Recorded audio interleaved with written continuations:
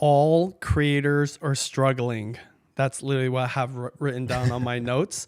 It's not really the topic I love to talk about, but the reason I wanted to focus on that today for this podcast is because in the last few weeks, I've talked to a lot of creators. I had a YouTube creator event a few days ago. I hang out with creators. I'm DMing them, texting them, talking to them on the phone. And one of the unfortunate themes of all of the conversations I've had is the struggle that they're having, especially on YouTube. And they don't know why it's happening. They're wondering what's going on, if it's just them or if it's the algorithm or if it's, something to do with YouTube in general.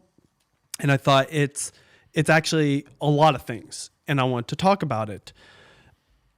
We had this podcast conversation a while ago about what one of my friends told me is significant, why views are down for all channels. But I think there's some broader things that I want to talk about. YouTube, for example, we've got shorts competing with long form. So it's already taken up 50% of potentially the viewing sessions. Secondly, viewing behaviors are just changing in general. Longer form is becoming a thing, meaning now people are listening to 1, 2, and 3 hour, not just podcasts, but even vlogs and videos in general. So not just listening, but watching. So of course, that's a thing too. And then the fourth one is YouTube's artificially pushing a lot of smaller channels, new channels in front of viewers. If you go through your YouTube feed, you'll notice. So those already are enough to kind of screw with everything, especially if you're somebody from back in the day where we didn't have to compete against shorts or a 2 or 3 hour video. That wasn't a thing ever. I mean, sometimes people would do it for shits and giggles or whatever. So I think that's definitely part of what is going on. But more important than that, I think creators are struggling right now themselves. And so if you combine that with what's going on the platforms and with the audiences, it can be very disheartening. People are kind of desperate, maybe even depressed. They're thinking they need the solutions, but all they see is kind of like their channel dying, their videos aren't getting views. So what I want to say to any creator that's listening to this, number one, I've talked to so many creators and they all say the same thing. Now, of course, you have these standouts that it's like every episode, 100,000 views, right? Sometimes they're getting millions of views, or, if they're those creators that do those high-end production things. Those are very few and far between. One, there's just some creators that have cracked the code for YouTube. And that's what all creators kind of hope they do. But remember, they worked really hard to get there, and they're just riding that wave. I think every creator can relate to being on that wave. And then the other side of it, the Mr. Beast of the world, huge productions, they put a lot of effort into getting those 1 million+ view hits, but there's a lot of effort and resources and manpower that goes into it. The people I'm usually talking to are creators who typically have very intimate teams, small teams, or solo creators. So it's really not fair, I think, in general, but especially if you're that smaller team or a solo creator, to compare yourself to those people and expect the same type of results. But again, combining all these things, it can be really overwhelming. And the reason I wanted to share all of that is because I can relate to that. And it feels lonely. It feels like it's impossible. You're expecting a certain cadence, a certain amount of views, maybe compared to what you used to do, even just a year ago, but maybe even farther back, 5 or 10 years ago. What I can tell you is just everything's changed about YouTube. That's what's crazy. I wrote this book called YouTube Secrets. We're on the 2nd edition. We finished that, Sean and I, in 2021. We thought we had it kind of figured out. And what's crazy is the reason we were writing YouTube Secrets, which was originally written in 2018, because so much had changed just in that 3 years. So when it finally got published in 2021, and then now it's 2022, things are changing at an accelerated rate. Wow. And this is on top of the fact that we just got out of a very hard time in history, let alone in social media, on YouTube, in the creator economy, in our world as creators, just the world in general. So everything is changing. And I think that more than any time in a YouTube creator's journey, we have to get back to fundamentals. So the solution is really simple. And in fact, it reminds me of a story of somebody I know, a creator, who has been asking me for answers. They have a lot of questions on how to fix their YouTube channel. You know, they're not getting the results they want. And one of the things I know about this person is where their attention is, where their focus is, and what they care about isn't the thing that's going to fix your channel or make it flourish in the first place. What they care about right now is the business model, about the profit, about selling something. Now, that might make you successful and make you money, right? And build a business and a brand. But what I know is the person that cares about their content, about their channel, and about their community always wins long term. Short term, right? Because we go through ups and downs, that might not be the case. But long term, I know this because I'm married to somebody that's like that. My wife, who rarely ever thinks about money.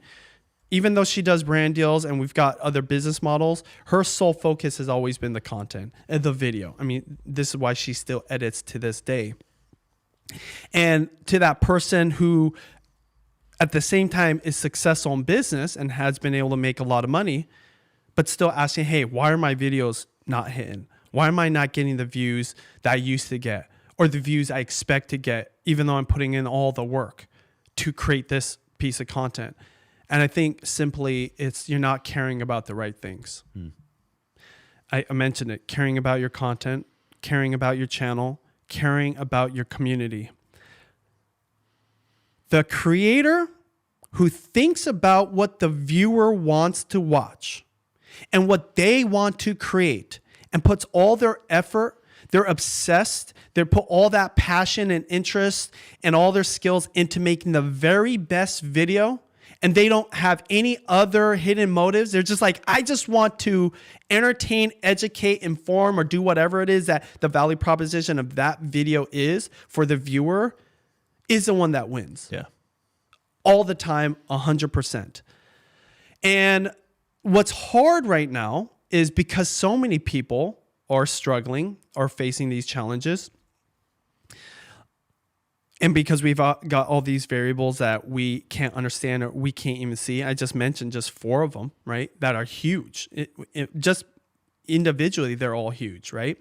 But then you have all the things that happened in the world the last few years. I really believe that also affected you too. It was like a gnarly time to be a creator. It was a gnarly time to be a human between 2020 and 2023. And we're finally getting out of it. So it's like the dust is settling and we're kind of refiguring things out. Yes, there's some people winning and succeeding. But it reminds me of, of course, you have to care. You have to care, number one. But another thing that I heard recently too, and it goes deeper and deeper with each one of these, is I think it's going back to the grassroots, to the foundation of a successful channel. And a friend of mine, David Foster, did a whole rant video about this. We have to care about being authentic before obsessing over the algorithm. So we care about the channel, we care about the content, we care about the community. But then when we're thinking about the video or the topic or the idea, it should come from a place of authenticity first. Yes. And it's a combination of two, and this is why I say this. Now, it seems cheesy, right? Oh, be authentic, right? Be yourself. There's a reason. That's something that everyone says. And David Foster's explanation of this is, if you're purely thinking about this strategically and thinking about the algorithm, though those are very smart to do, and there is like a reasoning behind it, and there's a benefit to it. It can't be the overarching thing, because say you do placate or you serve the algorithm and you get a video that hits. what audience are you bringing in? Because right when you start putting out the thing that's authentic to you, that you want to put out, that's not what they signed up for. And I'll tell you, this is probably one of the reasons why the creators I just talked about are struggling, because they saw these few creators being strategic, thinking about the algorithm, and they're Mr. Beastifying their videos, and they're hitting, and then we're like, hey, we need to do what they're doing. We need to hire this expert. We need to like get the right people in place and replicate that. And they forgot about like, why did you even want to create videos in the first place?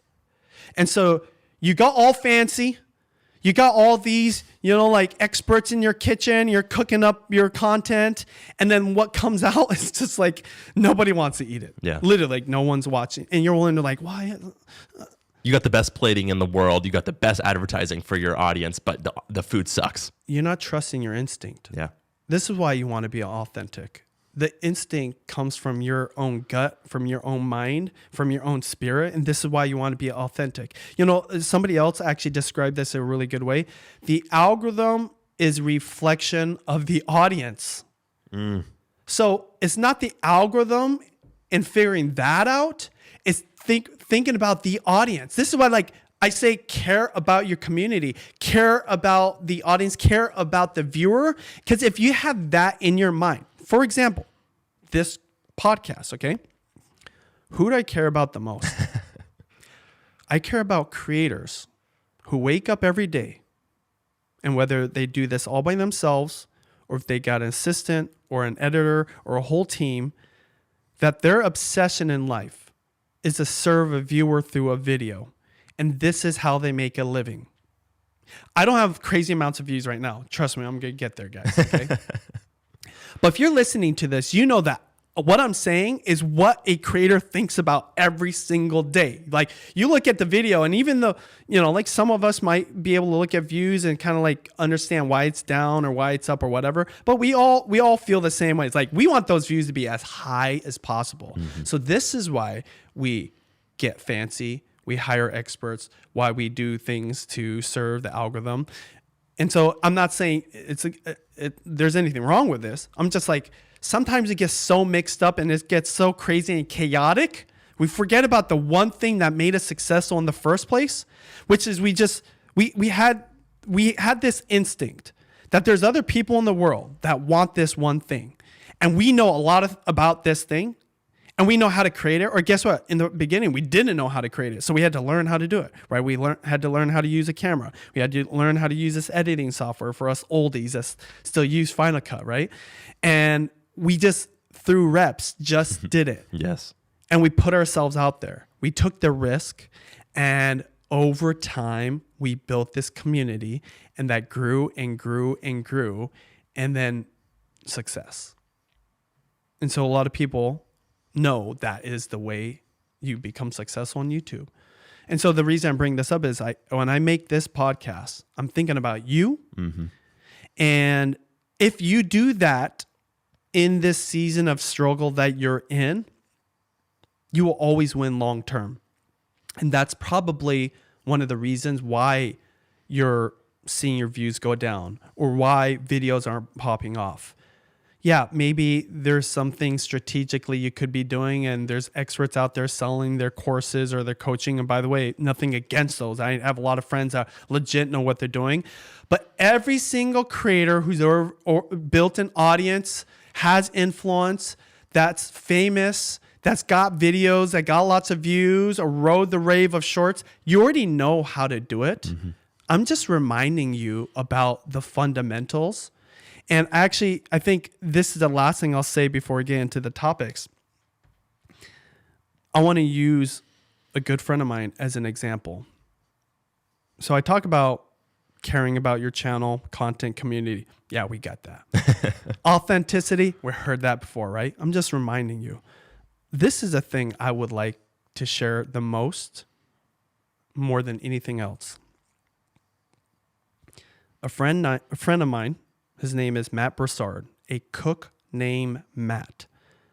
he is this epic creator that started in the 2010s. Literally kind of struggles as a creator for years and years. He even DM'd me and I didn't respond to him. I guess that's called you left me on red. I didn't know that was a thing, but I left him on red for 5 years, people, okay? Neutrally, you know what I'm talking about? Oh, that's rough. Leave you on red. Have you heard that term before? Yeah, bro. Yep. Leave Okay, someone on I didn't red know. and ghost them. Somebody just said that to me. I said red line. What do you mean red line? Red line's like, I didn't know that. Like, I didn't even know you could even know that somebody left you on red. Okay, so Woof. I left him on red because just got DMs. I didn't check back on him. Point is this: he was a struggling content creator for years and years and years and years, and he's a cook. He's working in restaurants and he's creating content during his breaks, after work. And if you're in that industry, sometimes you get off really late, right? It was a struggle legit working as a cook, a chef in kitchens, and then trying to make content for years and years and years. And then worst thing that ever happened to him was the best thing. In 2020, when we're all locked down, he lost his job. Mm-hmm. He lost his job and he did the only thing that he could do at the time, which is he just started making way more content. And it happened to coincide when short form was taken off, specifically TikTok and food videos. I remember seeing this in 2020 and thinking, I should do this, but I didn't do it. But he saw it and was like, I should do it. Like he had this instinct like, oh my gosh, something's happening, right? He was trying to make long form content on YouTube forever and ever. And it just wasn't hitting. And then finally this moment happened where he was probably already doing some short form. He's like, I'm going to go all in. So he took a risk because he had nothing to lose either, right? He went all in. He said, I'm going to do 3 to 5 TikToks a day. Long story short, he became one of the most famous food content creators on TikTok. Oh, yeah. And in turn, build a huge influence on Instagram, 1 million+ subscribers on YouTube. And I don't even know what that count is, but billions upon billions upon billions of views. The way we reconnected and I didn't leave him on read was because he came into my clubhouse room when I was talking about YouTube tactics and giving creators advice. And he's like, hey, Benji, I'm a fan of yours, blah, blah, blah. I have a thought and, I'm looking at his numbers. I'm like, damn, this guy's crushing it. So then I was like, you know what? I'm going to DM this guy. Okay. I'm going to message him. And then that's when I saw, oh, damn, he messaged me 5 years ago. We reconnected.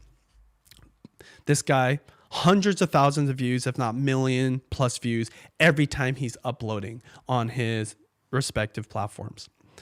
Fast forward 4 years, he was feeling like something's going on with the platforms. Even my content's like, it's not hitting the same way. And even me, like, I'm not enjoying what I used to do. Now, every creator listening to this probably can relate to this. Yeah, I was going to say that's important. Because sometimes we have seasons. Sometimes they're like, you know what? It's not for me anymore. But what most creators do is they just grind away at it and maybe try to get more views by doing what other people are doing.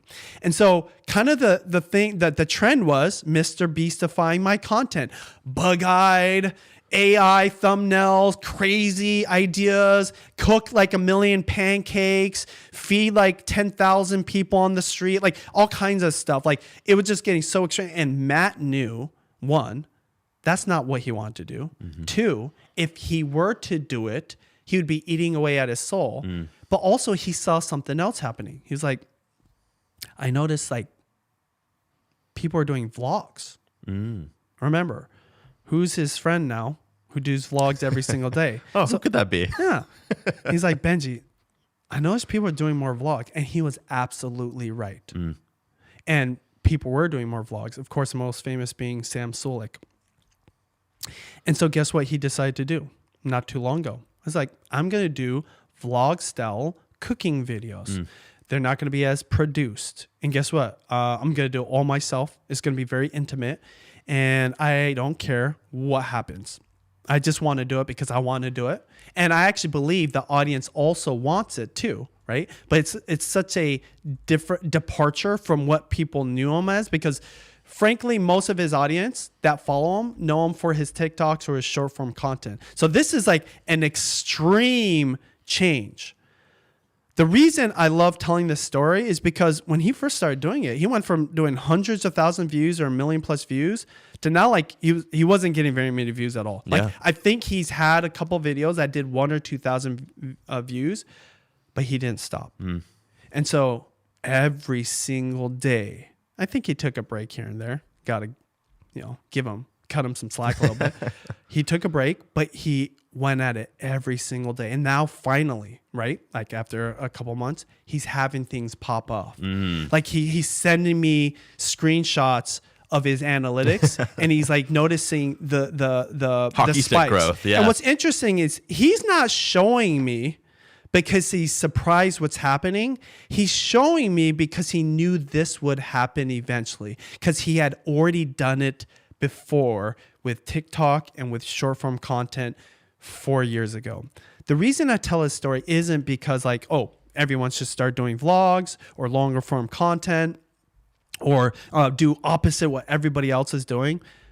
The thing that we can learn from Matt is trust your instincts and be willing to take risks.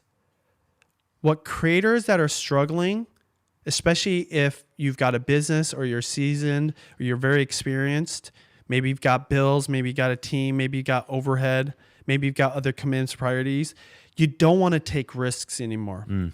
See, Matt is unique because when he first started gaining momentum in 2020, when he got laid off, he had nothing to lose. So like, why not take a risk? Like just go all in, 3 to 5 a day. Boom. Superstar. I mean, like legit, when he would come into my clubhouse rooms, all the other food creators just started filing in. That's what I knew. I was like, oh, this guy is kind of different. Yeah. This is not like a normal creator. And I was 100% right because we started hanging out. We became good friends. I call him one of my better friends now. And now I'm seeing him do the thing that made him successful before. But it wasn't necessarily the reps or doing the vlog style or whatever. It was just the willingness to take a risk. Yeah. And what's unique about him compared to all the other creators that are struggling is he does have more to lose now. Yeah. He does have people that rely on him. And, he has an audience that wants short form content. He's doing all these brand deals, yet he still does it. And he's gaining traction. And his views are going up, right? He's showing me his analytics and the spikes and is capturing the momentum. And so having that instinct, listening to that instinct, that's part of being authentic and having self-awareness. But taking the risk, I think more people need to take risk, whatever that risk is for you. Maybe you just have to put on the blinders and stay focused on your content. Maybe you've been running your business or scaling or thinking about how to monetize and you forgot about your content. Maybe you've been thinking about hiring this assistant, creating a team, getting managers doing things, maybe having a whole different role. And again, your audience gets neglected. This is why I say beyond trusting yourself and having the instinct and taking a risk, care about the content again. Go back to fundamentals and see the simple thing that we can all relate to. Every creator knows this. There's nobody that was successful on YouTube that didn't have to do this. At least anybody that's successful long term in a sustainable way. We all had to put in the reps and get back and do the fundamentals to become successful. And there's nothing wrong with doing it again. And in fact, I believe you can do it again even better. You just have to be willing to take the risk. Because right now, if you're successful, right, and you made all this money, or maybe you get so many views, maybe you're afraid what people will think if your videos don't get as many views. Maybe you're afraid that it would tarnish your reputation. But I will tell you what tarnished all that. Videos getting less and less and less views and your soul being crushed, even if you're getting more views, but it's not what you really want. That it just will kill you as a creator versus what we can learn from someone like Matt. It's like, hey, I don't want to do all that crazy stuff, right? I don't want to buy, 100 turkeys and bake them all at once and see how many people. I don't want to do all that dumb thing. Like, this is my thing. I just want to cook. And I want to teach people out there that want to learn how to cook. And I'm willing to take a risk, even if it means like people are going to look at. By the way, I don't think Matt necessarily even cares to think about what other creators think about or what other viewers think about. What he actually values more is like, am I selling my soul to the devil? Really, for reals. Yeah. And what's interesting as a creator though, that actually means a lot, because that's the beginning of true creativity. And that creativity is what makes a video special, because on the other side of it, the viewer, they don't know all this is happening. They don't know that you're like, going back and forth, like, do I sell my soul and do something I don't want to do? Or do I like take a risk and do something? But no, they just care about the video. But inevitably what comes out, the video that they love. And so I'm going to take this all back home here. Why, of course, being authentic. See, the thing that gets you through struggles and the ups and downs of this thing we called YouTube and the crazy algorithm is having that core audience that you're always serving. And so when you're always thinking about that community, right? We talked about caring about the content, but also caring about your community. They get you through. They're like your base layer. Yes.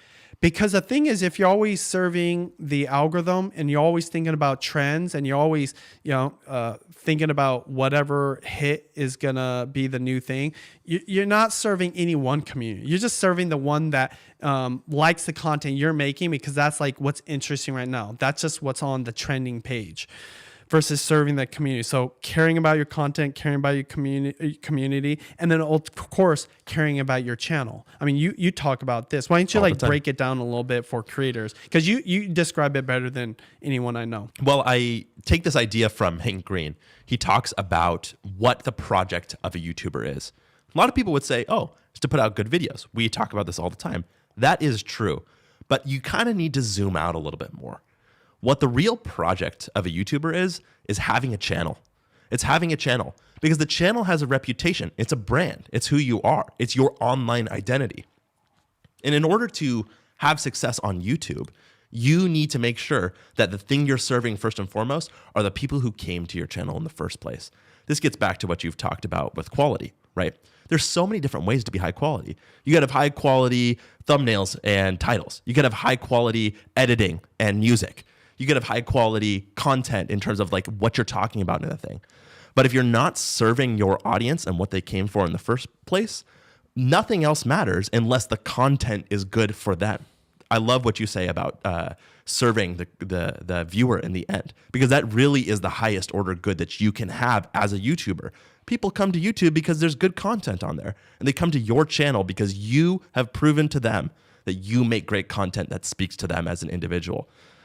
I don't know how many times I'm going to say this in the course of this podcast over the years, but the thing that we always say is go back to the beginning of what YouTube said in their slogan: broadcast yourself. You are advertising who you are to the world when it comes to YouTube. There's a reason it's called YouTube. It's not called brand tube. It's not called business tube. It's called YouTube. And people come to you in order to watch your content, and that's why you need to speak to them. Speak to them first and foremost. Yeah, and don't sell yourself short, because you don't realize as people watch your videos and subscribe, yes, they're signing up for a certain amount of content, but at one point, after so many videos that they consume, after so many shorts that they watch, after so many different posts that you're posting on socials, including on your community tab, they start building a relationship with you. They're building trust where you almost kind of weirdly become their friend. Yeah, it's like a weird relationship. And so I guess bringing all this home, being self-aware and knowing where you're at as a creator is part of being authentic. You might not be the same person you were 10 years ago. Yep.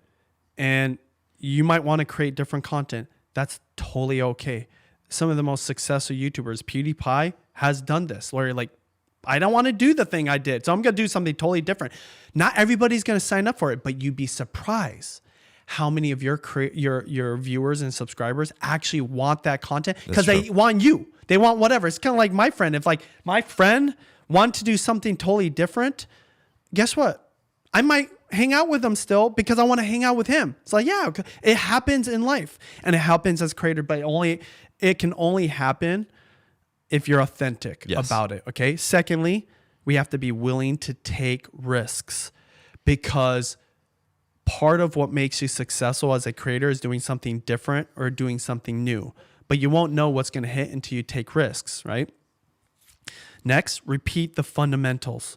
Please just do the things that made you successful in the beginning, right now. Maybe you're 10 years into it. Maybe you're 5 years into it. Maybe you're like 2 or 4 years into it. If you're literally starting right now, you definitely need to be doing the fundamentals, Totally. right? But I think the mistake that a lot of creators make, they think that all that is behind them. In fact, you're 100% absolutely incorrect.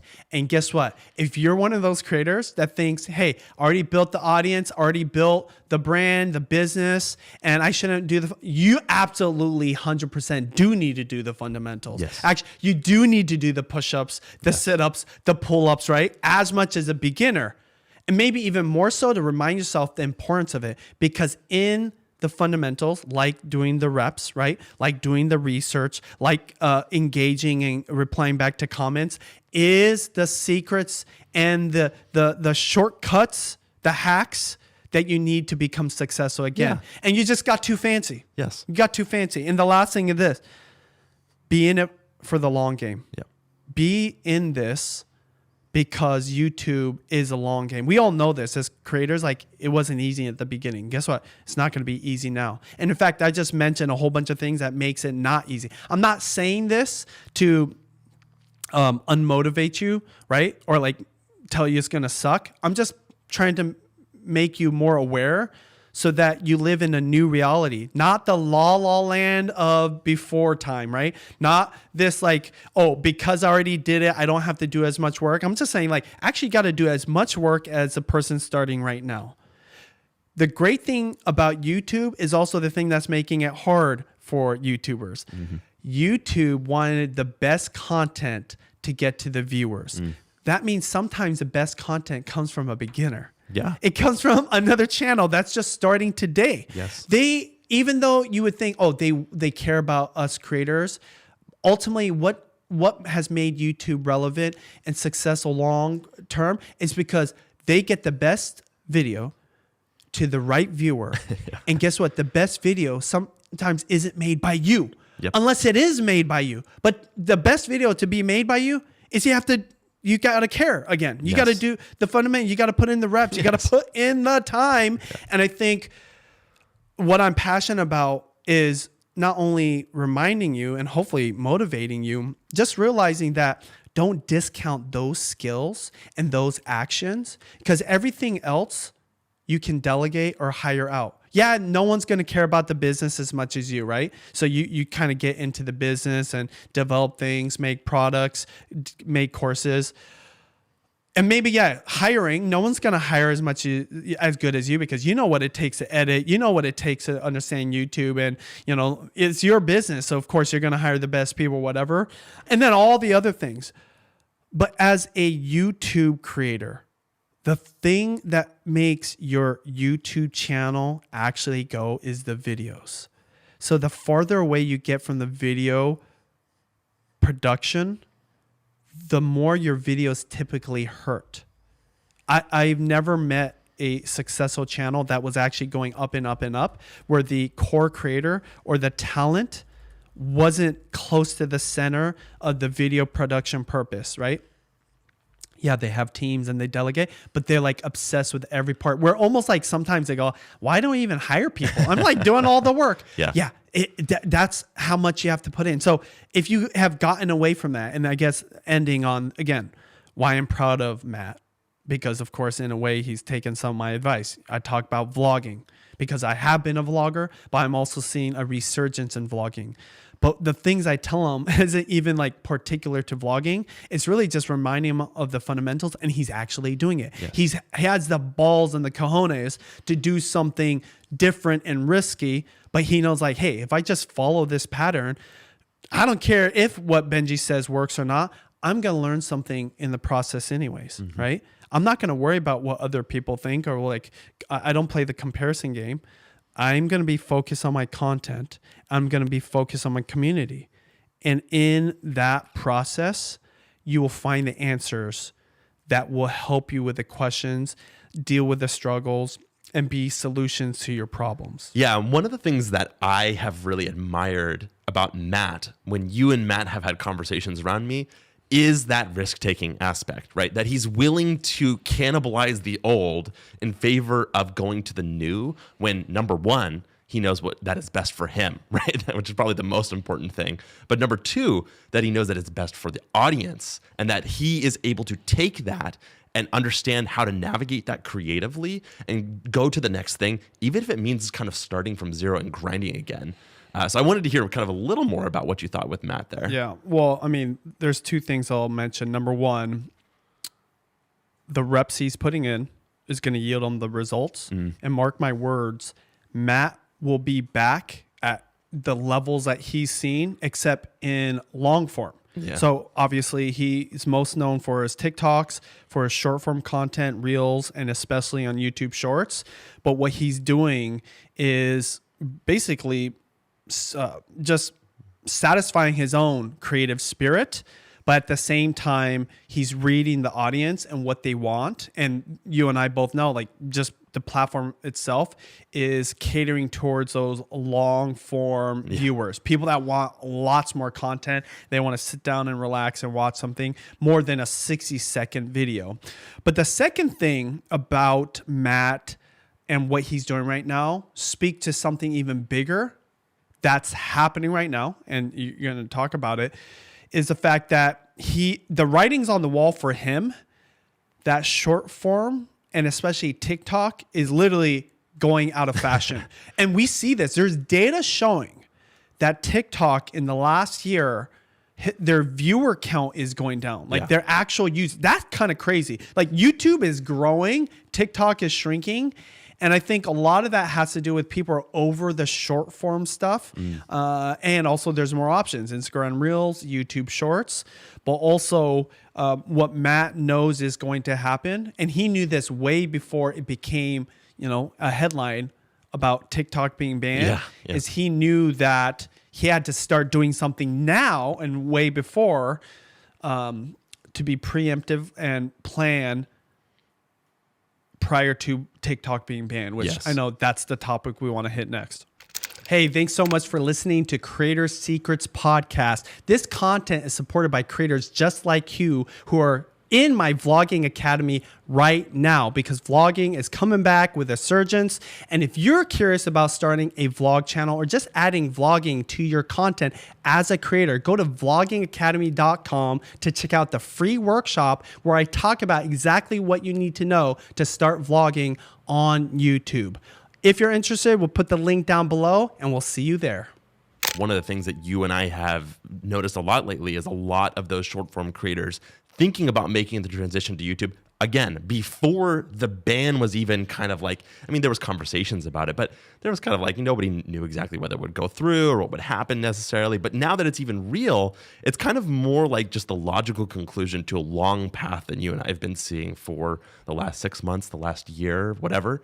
And I wanted to talk to you about what you think the outcomes might be for creators in particular, right? Now, there's so many different things that can happen, but as someone who is in contact with a bunch of creators, I want to know what you're seeing from these people who are trying to make the transition and either struggling or thinking about whether they should make the transition. And especially now, TikTokers and short form creators who are like, oh, I don't even know what my future is now that I've built my influence on this one platform or these couple of platforms, and it's all short form. What do you think is going to happen there for them? Yeah, obviously, every creator knows that TikTok is about to get banned. I think they have about 9 months or less with potential extension. They have to either sell or they've got to literally be shut down. Basically, those are the options. I've been hearing more and more that they're probably not going to sell. That's what's kind of crazy. The thing is, whether they sell or not, it doesn't matter. The ban actually being initiated is already like the nail in the coffin. And this is why. Even if they sell, there's no guarantee. You were the one that mentioned it, that the next company will be able to run it as well. And the numbers starting to fall in terms of its users and I think creators, it's already showing you that people already kind of expected this and they're starting to make the move or the migration. Well, let me say this. Even when it comes to selling, right? The one thing that has been most consistent that I've heard in the last like week or so is that even if they are willing to sell, the one thing they're not willing to sell is the algorithm, which is arguably the secret sauce. So like kind of at that point, all of the value other than the users, frankly, right? It's like, what's going to happen there? Like, is it even worth it anymore? Is anybody even going to buy it at that point? It's like, we'll sell you Chick-fil-A, but not the Chick-fil-A sauce. Yeah, that's so ours, true. okay? Yes. We're going to sell it over here. You can't even have it in your restaurant. Yes. Like, yeah. And I mean, like it is, I mean, it's actually more significant than that. Totally it's like, hey, we'll sell you Chick-fil-A, but not the chicken, okay? You guys can put any other protein in there, tofurkey, whatever, but not the chicken. Okay. But yeah, and this is why ultimately my thought is it's going to happen. And who cares the most right now is creators. Because creators are like, oh my gosh, I spent all this time building influence. I make a living off of this, and they're fighting it, but inherently they already know, it's like the fact that it's a question, I have to prepare for it. Because if I lose the fight of keeping TikTok in America and being able to create content on it, like I'm going to be dead in the water. So I believe the migration has already happened. This is the other thing too. I've never met a TikTok creator that didn't either do one of two things. One, or think one of two things. I want to be a YouTube creator. Or two, they're like, I don't really want to be, but I know I should be on there. Never. That's kind of crazy. I've never met someone like, I'm all in on TikTok and I don't care about being on any other platforms. They all have started channels or know they need to start a channel on YouTube. And so I guess the point I'm trying to make is TikTok's ban is both good and bad, right? I think it's good for the reasons that I'm very biased about. I don't like the platform personally. I think that any ties to the government, all that kind of stuff, but that doesn't matter. But it's just good because now those people have to make a choice. Yeah. If they know YouTube is better, maybe because of AdSense, maybe because it leads to long form, because, you know, generally people are hanging out longer there and watching longer videos. I need to be there. Well, now they don't have a choice. Like they have to. But there's a bad side to it as well. And we're going to talk a little bit more about it. So there's a lot of anxiety. Yes. That's another thing too, with creators in general. And I think this goes into the bad side of it. The anxiety is TikTok creators have already tried to go to YouTube and it's difficult. Now TikTok creators know they have to go to YouTube and they're afraid of like, am I going to have the same results? There's no guarantee that it's going to be successful there because maybe the audience is different.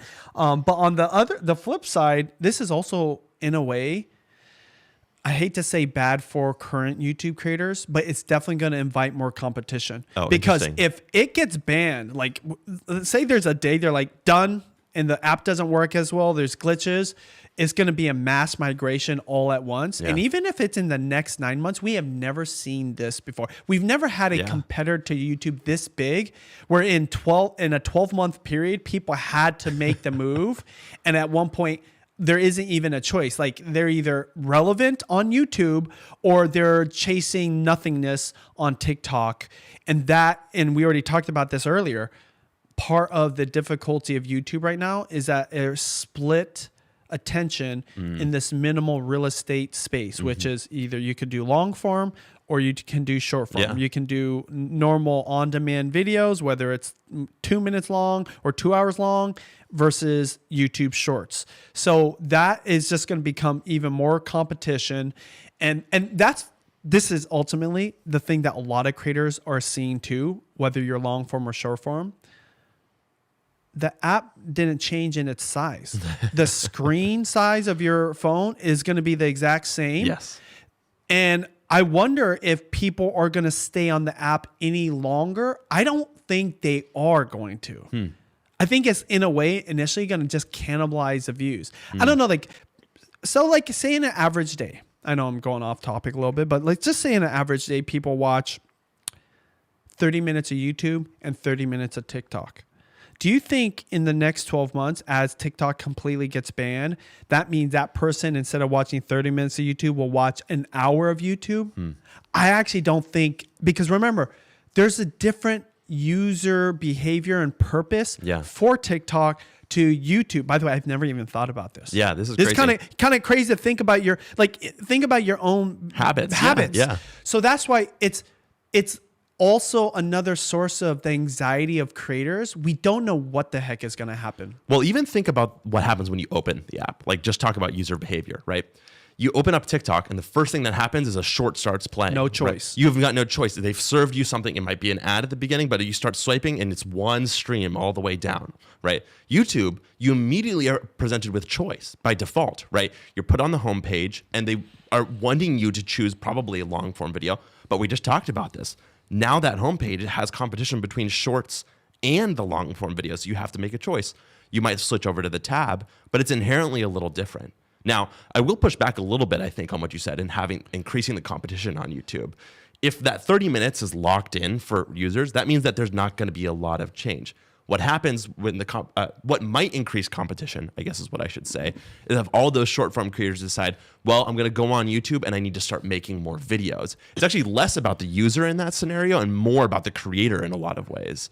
And then one more turn is that if that does completely switch over to shorts, so let's say 30 minutes for traditional YouTube watching with long form or medium form content, and then 30 minutes now for shorts instead of TikTok, the advantage of that is that then you do have the opportunity to push a user into your long form content if you are a long form creator, right?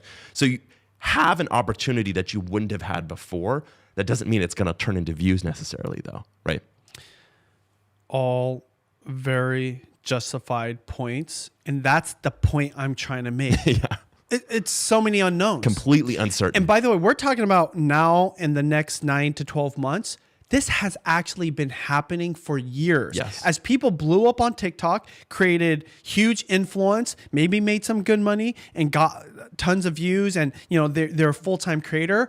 Throughout the last few years, they've already been making the migration to YouTube because a lot of them aspire to be YouTubers originally, but TikTok enabled them to become influential much faster. Yes. And then it's about pace there. And then why are most creators going to YouTube? I know that anybody listening to this that has done this, it's because of money. Yes. Because the opportunities there. Yeah. AdSense being one of them. Yes. Right. And there's something in about long form content that yields you better deals. Now, I've heard of a lot of short form content creators that have become millionaires, and so they didn't need the long form. Not everybody does, but there's like an instinct you have as a creator when you see that you have this viral TikTok or YouTube Shorts, 60 seconds long, and it's millions and millions of views, and then you got this other guy that's got like a 30-minute video that has 100,000 views. Like in your gut, that person is creating a deeper connection with their audience. I not only need that, I want that because it's different.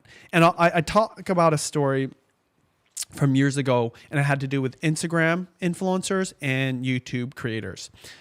Judy and I went to this thing called the Parent Panel at YouTube to help develop the Kids app. So the YouTube Kids app, we actually were part of the creation process of it. They wanted our insights both as parents and creators. And so when we would go there, YouTube's smart enough not to just invite YouTube creators. They invited influencers from all the different platforms. Oh, interesting. And I remember talking to these Instagram influencers who told us this story about this meet and greet event they attended. And they're Instagram solely. So that's where their influence is. I think they have like other channels. This is way back before TikTok too, Totally right? understand. Yeah. But they went to it as Instagram influencers, and there was other creators, and they remember the creator next to them, exclusively a YouTube creator. So they both had a meet and greet. They all had the chance to invite as many people. It took them maybe like 15, 20 minutes to meet all of their followers, and they came to take a selfie, say hi, and they were out of there. That YouTube creator, they said, was there for 2+ hours. Wow. And what was crazy is the line wasn't just longer. Every single one of the fans of this YouTube creator was pouring out. Wow. And so this insight didn't come from me saying, hey, this is what I've experienced or observing. No, it was these Instagram influencers that knew, like in that moment, they go, wow, the relationship that this YouTube creator has with their fans is completely different than us as Instagram influencers. And that idea that there's more depth and there's a maybe not only a relationship, a trust between the viewer and the creator on the YouTube side versus Instagram is hyper more significant on TikTok. So my point is, even though you get the views, the relationship and trust isn't there. The follower count on TikTok or any short form content is totally different than a subscriber of that long form creator on YouTube. I know this. I mean, like, from my experience, right? I think the way people approach us and tell us about how much of an effect we've had on their lives. But then with the TikTok creators, they might recognize you, but they don't know you. Yeah, not all views are created equal. I think that's one thing that we keep coming back to almost every time we talk about the struggles of any creator right now. Not every view is the same. That's not to discount the people who are out there getting millions and millions of views. That's a talent and a skill in its own right. But it is important to make sure that you're not bending over backwards just to get the views for the sake of getting views. You have to remember that the view is a person on the other side, right? And that you're ultimately talking to an audience when you're a creator. And so ultimately, as a creator, you understand the significance of that. Yeah. And that's why the migration from TikTok and all platforms has been happening, but just happening at a higher rate. And this is why I believe YouTube benefiting is also creating a challenge for them. They're like, how do we think about it? How do we balance when we suggest shorts versus long form? Because we don't want to hurt our creators, you know, like whether you're a new creator or like a seasoned one or a superstar. But at the same time, you also want to like put on these new, hey, we want you to come from TikTok over here. Well, don't worry, we're going to give you a lot of exposure. One of the critiques that creators have said, especially ones that do both long and short form, is that YouTube Shorts should be a different app. Yeah, I've heard that too. And I mean, if you think about it too, just in general, YouTube already has a hard job to balance the needs of the advertisers, their needs, the creators' needs, and the audience's needs. Now what you're doing is you're doing that across two very distinct formats that are within the same app. So suddenly you've doubled the amount of balancing that you have to do. And I don't know whether it should be another app or not. I mean, I think it should be called Shorts. It totally should could just be called Shorts. It still has the YouTube logos, right? And when you go on there, say YouTube Shorts, but the app itself should be Shorts and kind of almost be like a TikTok kind of thing where it's not about browsing or searching the same way. It's the same UI basically as TikTok would be, right? You would end up immediately with a video and then you kind of can scroll from there, right? Okay. But if you're just talking about this and being real about it, YouTube and Google, they are horrible at the whole FOMO game. They're great at competing and trying, but then ultimately they will never be as good. And so my fear of that, if they even did it, I don't know anybody there that's even talked about this, but like say they did, that they don't do as well as TikTok. Yeah, that's like true. They're doing YouTube Shorts within the YouTube world really well, but can they actually just do YouTube Shorts? Because you could almost say the reason YouTube Shorts is successful as much as it is because TikTok created this a demand for it and this audience that wants it, but YouTube already had this audience that like, hey, check out this YouTube Shorts. And people are like, oh, what is this? Oh, I kind of like this. It's kind of like what Meta's doing with AI right now. They're putting little text box for all of their AI products in like Instagram. It's the same idea, right? So it's easy for them to sell this new format within the platform, but would they have been successful if they launched just exclusively on their own as YouTube Shorts app? I don't think it would have, right? I don't think so. But because they were already there, and I don't know. I guess the point I'm trying to make in relation to creators and the struggles people are facing, I think there's just I know there's a lot of anxiety, both on the creator who is already currently creating content and seeing this competition from TikTokers or YouTube Shorts, the TikToker coming over to YouTube and not having the same success at the same speed, right? They're like, why am I not getting it? It's like, and they already know, it's like, oh, I know it's different. It's going to take me longer, but they're so used to the quick dopamine hit of the quick hits. Yeah, the growth. Growth, right? Yeah. The fast growth. And then just everybody in between all figuring it out. Yeah. I mean, it's like, okay, I'll give you another, like a real world example. I don't know if this gets weird getting into politics, but like Mexico, we have a lot of immigration that happens, right? Legal and illegal. Right now, the problem, when I say problem, just actually this relates to what we're talking about. There's a lot of people coming over the border, and our border patrol can't handle it. Whether you believe in it or not is not the point. But imagine the actual logistics is what you're saying. Imagine if Mexico just sunk slowly into the ocean, and all those people had to go somewhere. And guess what? They're going to pick this side or the other side, right? Yeah. I don't even know what's the other country on the other side of The Mexico. only thing I failed in 5th grade was geography. So do not ask me geography And I'm good questions. at geography. But anyways, so they're going to pick 2 countries. And I think we're going to get at least 50%, if not more, right? Imagine how difficult that would be for our country to take on whatever, like another tens of millions of people. The same thing you could say what happened to YouTube. So the thing is, you would like to think all that traffic comes from TikTok over to YouTube. It's probably not. Yeah. Some of it's going to go to Instagram and Instagram Reels. Some of it will literally go to like Facebook, right? Because there's a lot of people, different ages, different demographics using TikTok. They're going to go different. It's going to be this like crazy migration, literally a migration. No, it totally is. And as creators, it's already hard enough for the platform. For the viewers, it doesn't matter, right? The viewers are going to go wherever they're most comfortable. Exactly. But as a creator, the question is, where do I go? How do I get there? What do I do when I get there? And then the creator over here, right? Like, so we're talking as Americans, like if we get this crazy migration of people, it's like, where do we house them? How do we give them, like food and shelter and a job? And like, how do we pay for the services? So it's the same thing. And there isn't any clear answer. So even us talking about it isn't because I know exactly what to tell you. I'm actually just acknowledging it, and I can give you some of my thoughts. We haven't got into that, and we do a whole episode about this. Yes, but we should get into that though. I want to know. I want to think and kind of break that down, right? Like thinking from a creator's perspective. Let's say it's someone who maybe has dabbled in different platforms, but they're primarily on TikTok. They've got a big following there, right? And they're getting pretty good engagement, and they haven't even seen their numbers decline there, but now they know that there's this big thing looming over TikTok. What other considerations, first of all, would you want to know about that creator before you gave them advice right now, before you counseled them through things? Okay, that's a good question. Number one is, do they want to continue doing short form content exclusively?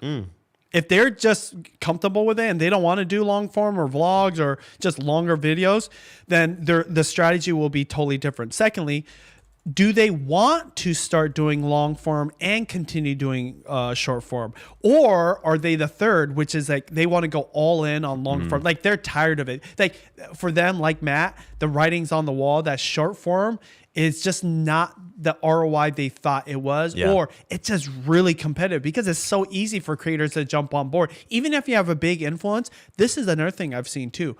I've seen more top dog short form creators, whether on TikTok or other platforms, get knocked off the top platform quicker. Like the subscriber count or the followership doesn't protect you at all. Now, it's the same way on YouTube, but there's a little bit more authority that you get in the community and on the platform, on both the audience side as well as the algorithm side. But with short form, that's the thing is, as quickly as you can grow is as quick as you can shrink. Like literally, like I've seen people's numbers go from, 10,000, 100,000, 1 million views every single TikTok to literally they're like doing a few thousand. Yeah, views, it's much more volatile and subject to trends, kind of, right? But actually, before we even go even deeper than that, I want to think about the thing you just laid out. People who are creators who want to do short form exclusively, long form exclusively, or both. Like that's already I'm just imagining the people that we've talked to in the last month, right? I imagine that those creators are already asking themselves just that question. What should those creators know what do they need to think about before they make the decision to do one of those 3 things in your mind? Okay, so should we go through each one of them? Yeah, sure. Why not? Okay, so the person that is exclusive short form, they have no desire to. We just had this event in Seattle. We met some people like that, right? Yeah. They were actually kind of like, I know I should do long form, but really between you and I just want to do short form. And I actually straight up told them, like, you should just commit to it. It's not going to go away. Yes. And it's still going to be of value. And people want that kind of content, right? So those people that want to go onto YouTube specifically and do YouTube shorts exclusively, like that's the only thing, you need to start today treating YouTube shorts the way you treat TikTok. It means that you're going to work double time. Because what I know, respect to anybody that's a successful TikToker, you became successful on TikTok because you're focused on TikTok.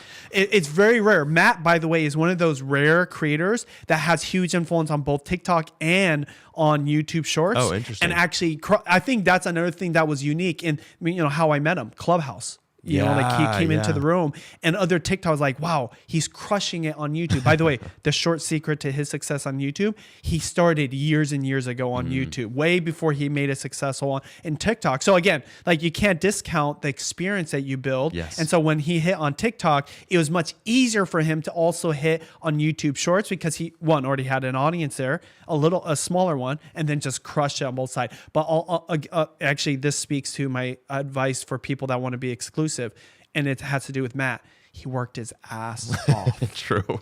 Yes. He was crushing it on the content side. But then when he went to go upload, he was uploading to both places and he just relentless. So the reason I say that to a TikToker, you can't kind of play this, I kind of want to be successful on that. I'm going to kind of upload to that. If you know TikTok's going to be banned, in your gut, you're like, this is it. The next 12 months will be a great party, but I need to start plugging away.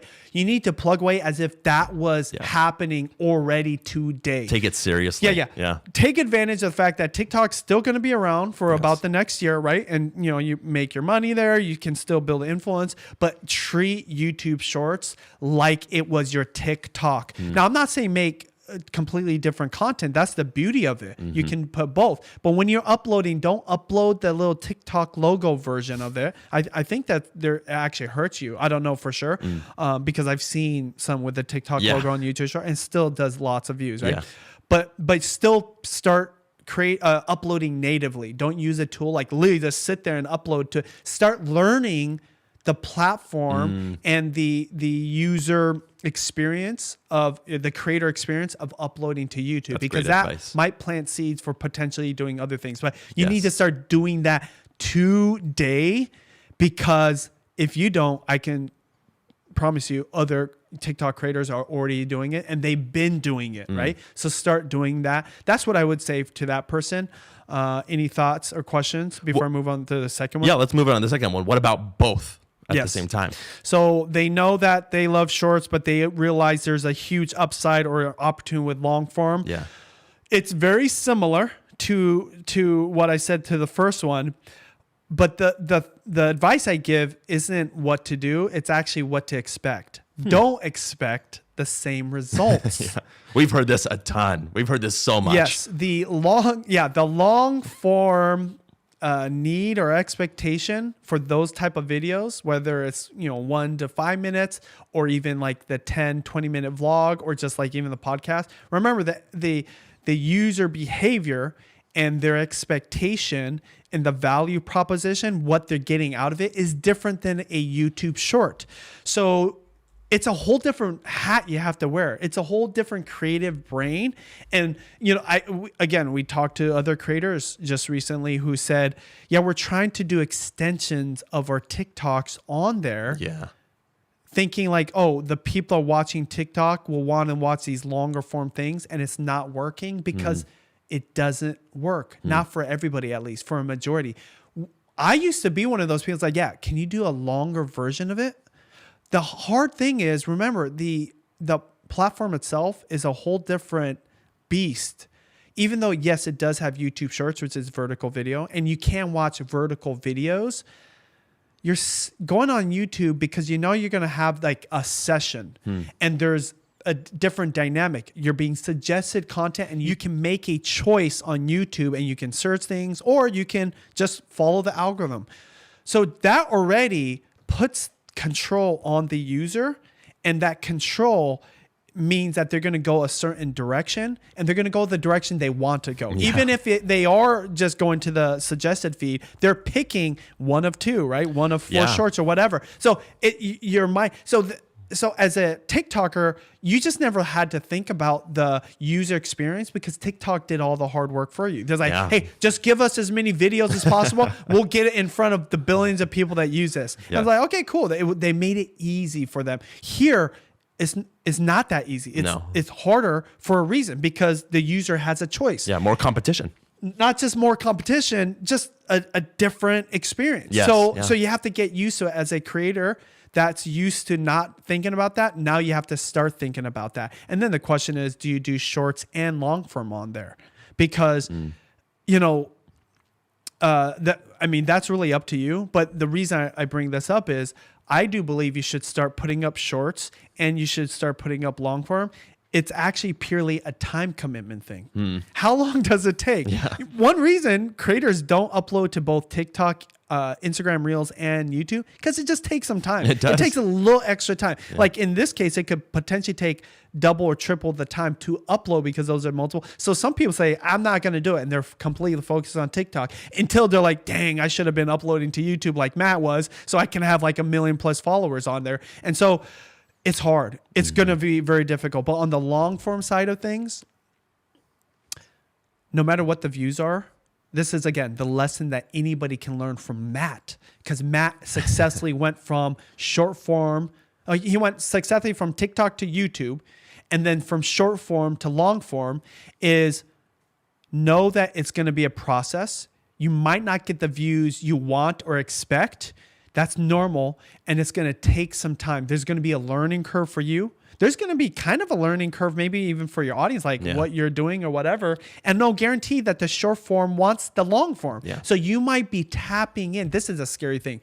You might be tapping into a completely new audience that doesn't know anything about you, doesn't have even a relationship with you. So create content with that hat on, not creating content because you know or you thought you knew your TikTok viewers are going to come to YouTube, watch your long form, because we've seen a lot of times that doesn't happen. Yes, in some cases it does. And if it does, that's great. But like have the expectation going into long form as a TikToker, knowing that it's going to be slow growth. I've seen it actually with 95% of creators that migrate from TikTok to YouTube in terms of TikTok and short form content to YouTube and long form content, only about 5% migrate over and watch it of that audience. Really? So you're almost in a way starting over. Almost everybody, like I said, 95%. It's just almost everybody's starting all over. And that's okay, because the one hope I'll give a TikToker right now that seems like, oh my God, this is exactly what I was afraid of, right?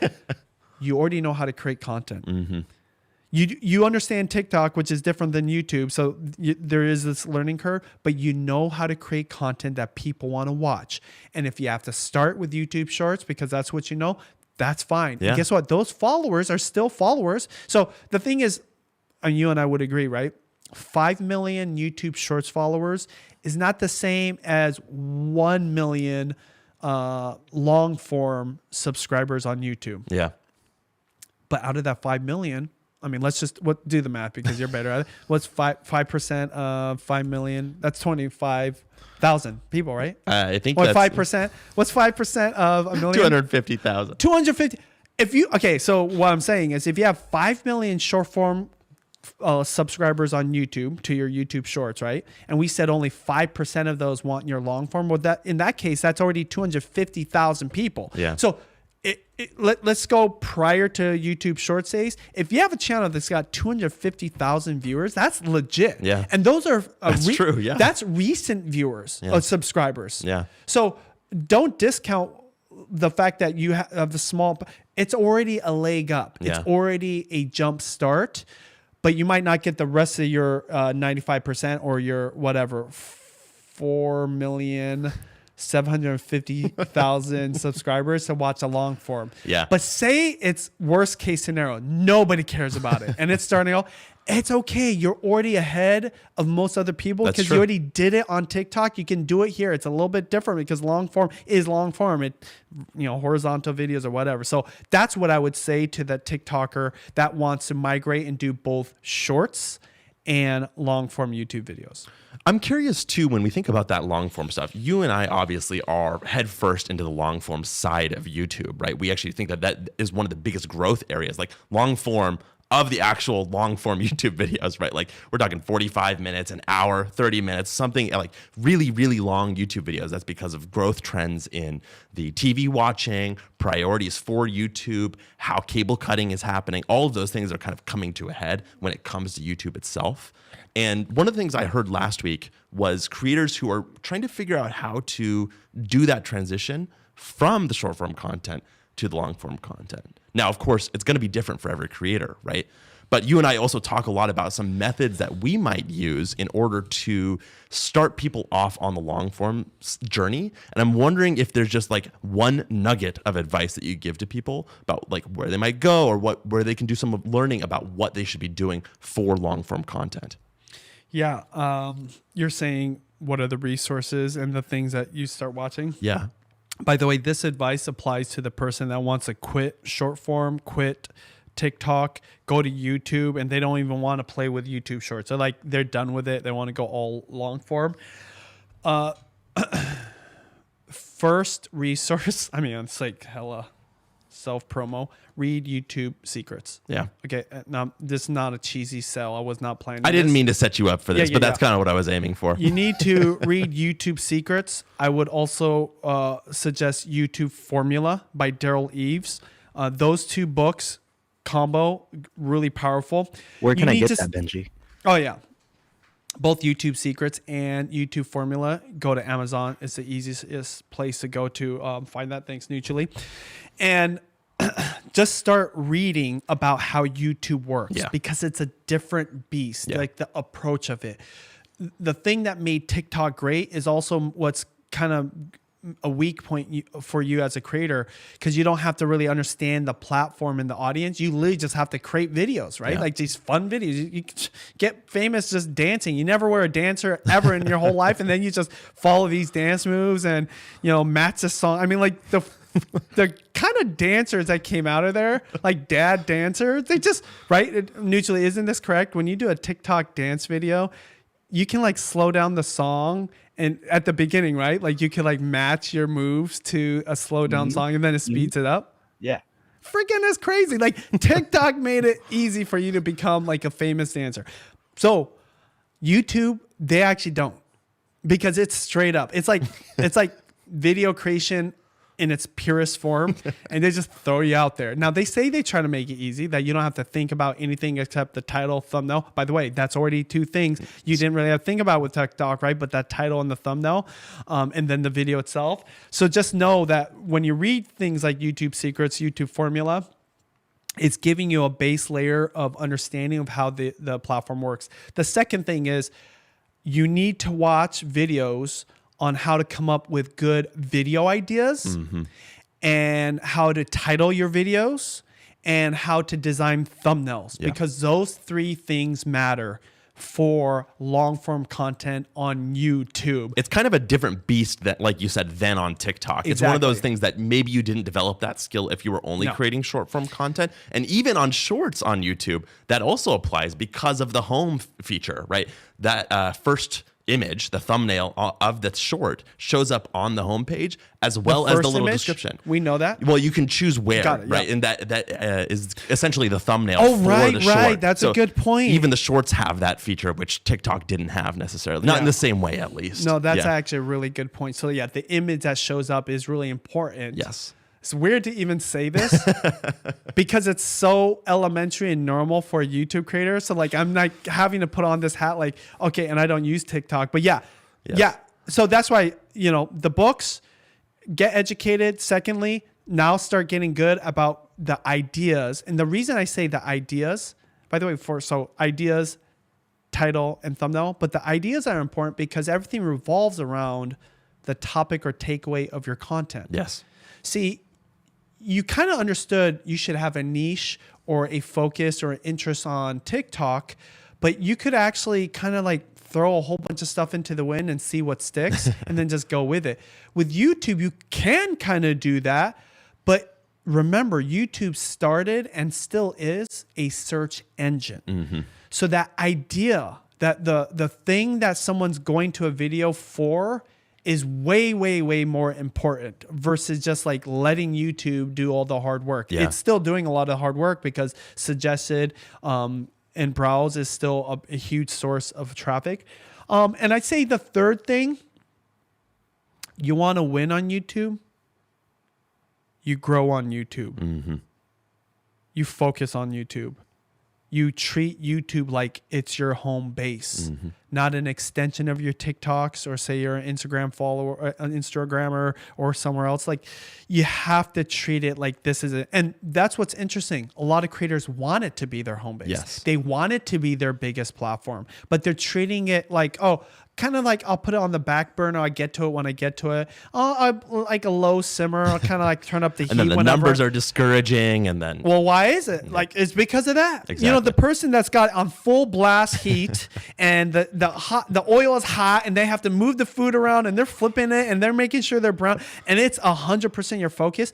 Those are the ones that win. Yes. So you have to treat YouTube like that if you really want to win on the long form, because just like TikTok and your whole life as a short form creator is getting really competitive and is about to get more competitive if you have to go to another platform. Well, guess what? YouTube already is competitive. It's going to get even more competitive. And the place you focus on is where you're going to have the wins. That's where you're going to have the most success. And ultimately, that's where you're going to get the most views because you care about it like it's the thing. And I'd say this is advice for both the person that wants to do shorts and long form, but especially the one that's long form. You have to put everything else on the back burner. Yeah. This is what's really hard. And only you as a creator know when to do this.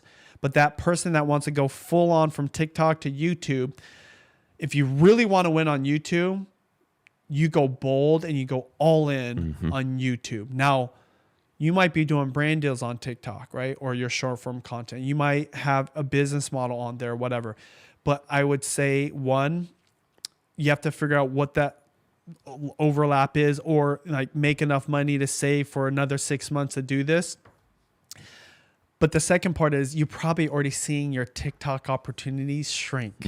You're probably seeing it slow down. You might even see your views going down. So if you already know where this ship is going, why don't you get fully on board and say sayonara to all TikTok and go all in on YouTube? Because guess what? That's what it takes to be successful. There's one thing in YouTube secrets.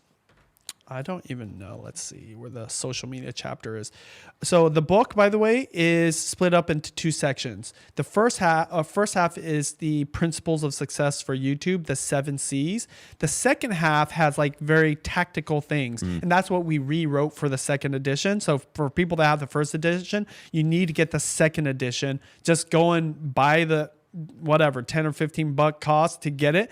But my favorite chapter in the second edition isn't because of what we talk about in there, is because of the significance to me and Sean, right? And it's the social media chapter. Let me get to it. I should know where this is.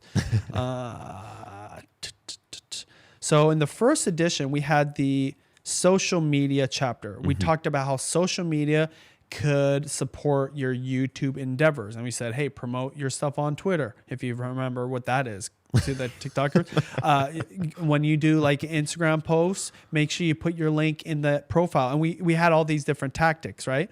But this is what happened. When we rewrote the book, we deleted basically the whole social media chapter.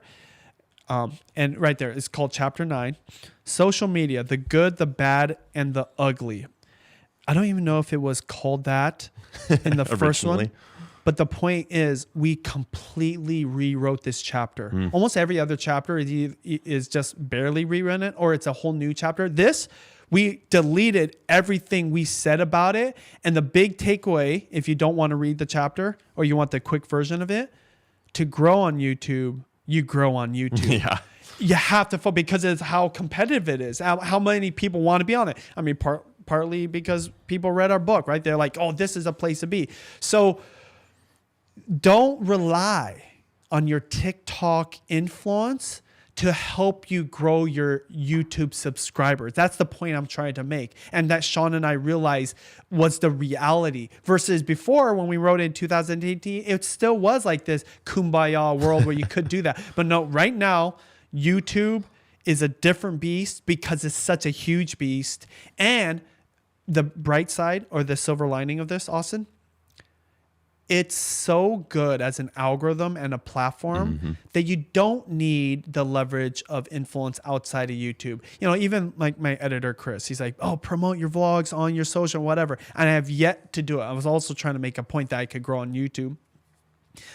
But because it kind of hurts your other platforms potentially, right? You might get a ding. And then secondly, I really do believe that YouTube is so big, it's so vast in its viewers and users that you can grow an audience there. Your biggest mistake and why you're not getting views and subscribers, it's not because you're not selling to all your influence on TikTok or other platforms. It's because you're not treating YouTube with the kind of respect to know that if you get it great content, it's going to get you lots of views. Yeah. And then guess what? You're going to get subscribers.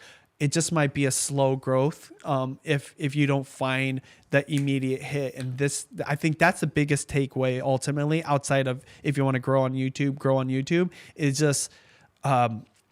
just be... Have the right expectations. Yes, be easy on yourself on what's going to happen. But if you do put in the reps and you do put up the videos and you see your views growing, one day you're going to have a video take off and your whole life is going to change. Yeah. Just like it did on TikTok, but it's going to come in a different form and it's going to be in a different format. And sometimes it just takes longer. And a lot of times it does take longer. Hey, thanks so much for listening to the Creator Secrets podcast. Especially if you're a TikTok creator learning to use YouTube as your new platform. You know, we're going to get banned here soon. So you need to start learning how to figure out how to get content on YouTube to get views. Definitely check out vloggingacademy.com because in there I talk about what is important to YouTube, how to utilize vlogging for your content, and you're going to learn how to get into long form content creation just by watching my free workshop. So go to vloggingacademy.com if you're curious about adding vlogging to your content as a TikTok creator coming to YouTube. Yeah, and I love your point about the size of YouTube and the type of audience that you're growing there. And I think it gets to kind of the last topic that we'll talk about, which is about the importance and quality of the audience, the quality of the relationship that you have. But it's important to remember, even if you're competing and putting your content into shorts, right? People who are already doing it talk about different audiences for their shorts content versus their long form content. The same way that you'd have a different audience for your TikTok content versus your YouTube content in the first place, right? And I'm going to make my head spin right now because I already know where you're going with this. Yep. You and I love the idea of long form and generally the longer form stuff on YouTube because of the quality that it creates in your relationship with your audience. And I want to talk more about that as we kind of close things out here because we know someone who asked us a question recently about whether, for example, like a brand, right, could have the same type of relationship with their audience that a creator does, or the same type of growth or success on YouTube. And I think you and I both say kind of no, unless it's done right. And I want to pivot here to that last idea that we have about caring about the channel, the content, and the community as the three important things that you need to think about when you're coming over to YouTube. Okay, say that one more time. The channel, the content, and the community. Why are those so important when you come over to YouTube when we're thinking about the people who are making that big jump into the long form side? And by the way, this is the stuff you learn in YouTube Secrets or YouTube Formula or when you start getting educated because it's like a three-pronged approach. Number one, everything starts actually with the community, the audience. It does. Okay. If you're making videos, you should be making a video for them in the sense that like once you already know what your niche is or your passion is or whatever, you need to think about what is the best video for them. Why are they even on YouTube and how do they navigate YouTube? Because if you do that, it's way easier versus just like, as much as I'm like supporters of creators, you can't be like that happy-go-lucky. I'm just going to live on the side of the street and I'm going to paint random things and just hope somebody buys it. No, you have to know, okay, this is where the traffic is by these people. And this is the thing that they're doing when they get onto YouTube. These are kind of words that they're searching. Yeah. That's why you have to understand not just the community, but specifically the person. Yeah. They call it like the avatar, which, right? by the way, is not the same thing as what you were doing on TikTok or in short form, right? That's the reason it's different audiences. That's why building out a longer version of your short form doesn't necessarily always work, because you're speaking to a different audience. Right? Yes. You're speaking to a different person. Yeah. And so, I mean, like just going back to the dancing example, Yes. people, I don't think ever went like, I just want this person dancing to this, trendy song or whatever. It was just for the full 2 minutes instead of for 60 seconds. Yeah, even before TikTok, that's what it was, a thing because it was entertaining enough. It was almost like TikTok was the trend maker of what is going to be trending. And it was just purely based off of their measuring people's attentions. Like, this guy, or that we're just going to put, because when you go to TikTok, only one thing shows up. That is really significant. It is. There was no choice, and people relied on the algorithm. This is why we talked about like TikTok being sold, but not the algorithm is a big deal. That is where all the magic is. Yeah. Okay, well, on YouTube, people go on the platform because they need something. Let's just use a few different examples. That happens every day, billions of people. One way is you're just on there because you have a question to an answer, and you just want to know, how do I cook this one thing? Or I'm planting tomatoes and I'm curious, how do I trellis them? Trellis is where you just tie it to like a fence or whatever. And so you're literally typing that thing into the YouTube search thing. You open up your YouTube app, you go to the search bar and you type your question, and then you see what YouTube gives you, and you make a choice on the one that speaks to you the most. You watch that video, maybe 2 or 3. That's a different user. That is a different user behavior. Second one is somebody that is going to somebody they follow or somebody they watch every single day. That is kind of me and Judy's audience as vloggers. They are going there, and guess what? This is how powerful the algorithm is. If you already watch that person, if that person uploads every day or a lot, their content probably is going to be at the top of the feed. So you're not even necessarily letting YouTube suggest the way to go. You just know, like, because you watch it, and they know because you watch that person's content, that person's going to be on there. And if it's not on there and you don't get distracted by that first suggestion, you go to the YouTube search bar and you type that person's channel. The number one, this was so crazy. My wife and I's channel, the number one thing that people search for to get to our content is our channel name. That's amazing. Because they're typing in the channel name into the search bar, because they know if they do that, YouTube is going to show them our latest vlog episode. Yeah. So that's a different user that you're going to be catering to what the different user behavior. And the third one, and by the way, these are just 3, right? Of some of the top 10 or whatever more ways. The third one is they're purely just going to YouTube as a distraction. They open up the app and they're like, what can I watch today? I'm that person. Now, I've kind of catered the algorithm by liking certain topics. Exactly. You can actually like help YouTube make suggestions. On this is the closest to TikTok, by the way, out of all of them. The closest. But guess what? I still choose. It's still different. Yeah. Sometimes the first one is like, maybe like there's a certain creator that I've been loving their content and I'm watching, right? Yes. Matt, for example, I just watch your channel. I just kind of watch it, right? But there's oftentimes, even when your guys' videos, so like, let me just see what's going on. Exactly. Let me see what's going on. The swiping that happens on TikTok just happens quicker without actually watching the video. Yes. Right? See, the difference is when I swipe on TikTok, I swipe to the next, not even choice, just the next video. Yeah. And I can keep swiping until I see something that really catches my eye, and then I stay there. Well, on YouTube, when you do the first swipe, guess what? That first swipe can bring you to 2 to 10 other options. So I'm still choosing. Yes. See, even though I'm letting YouTube's algorithm suggest, hey, these are a whole bunch of things that we think I'm still choosing. You see, like all 3 of those, our choice to get on there for this answer to this question. Our choice to go to our specific creator that we want to consume content. Our choice to let the algorithm suggest a whole bunch and then we choose one. See, that is different. So that's my point. It starts with the audience on YouTube. Like who is it? And that community you're trying to tap into. What is their user behavior? Is it one of those three things? If you understand that you're already ahead of everyone else, especially those TikTokers come over and like, I'm just going to do something random and it's just the magic's going to happen. That doesn't work. Yeah. And so that's on the community side, right? And then the channel side. Yes. The channel side is, well, let's just actually talk about the content side, right? Yeah. Then the content is like this video is for that person watching or that viewer, and it's catering to one of those experiences that people have. You have to like build out that video to do that. So think about it. Just choose one of those three. Now, the first one is the search one. That's actually the easiest one to grow on in the sense of wrapping your brain around it.